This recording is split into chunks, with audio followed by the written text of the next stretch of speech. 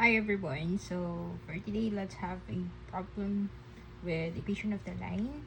So it says here, given the equation of the line 4x plus 5y equals 20 if the line contains the points a 16 and 20b, find a and b.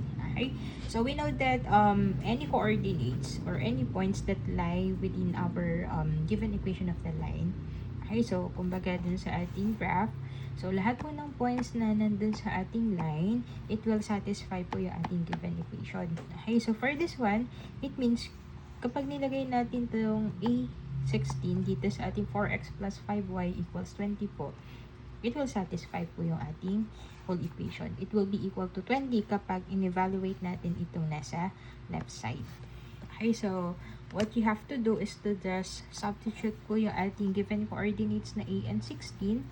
So from here, terminal natin at a16.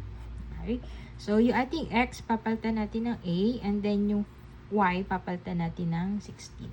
Okay, so from here, we'll have 4x. Okay, so again, yung x papalitan ng a plus 5, yung y papalitan ng 16. Okay, then ito, 20 pa din po.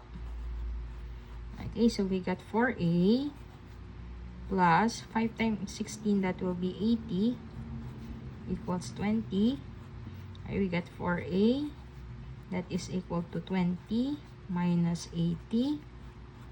We got 4a equals negative 60. And then you have to divide both sides with 4. So our a, that is equal to negative 15. Okay. So if you want to check if it's correct. Okay, so yung a, palitan natin ng negative 15. Okay, so from here we got 4 times negative 15 plus 5. Y natin is 16. Okay, so dapat equal to sa 20. We got negative 60. Again, 5 times 16, that will be 80. Ayan, so this one, that is equal to 20. Ayan, equal po siya dito.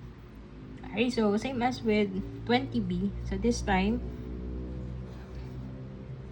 20b. Okay, ang nawawala naman po is yung ating y coordinate. So, we'll be changing yung ating x ng 20 plus 5. Yung y natin this time, that will be b equals 20. And then, simplify nyo na ulit. We got 80 plus 5b, that is equal to 20.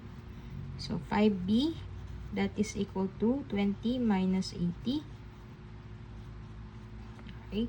So, we got 5b, that is equal to negative 60. Then, dividing both sides with 5, we got our b, that is equal to negative 12. Okay, so we got b is equal to negative 12, a is equal to negative 15. Okay, so again, if you want to check if this is correct, substitute lang ulit dito sa ating equation. So, dapat it will satisfy po.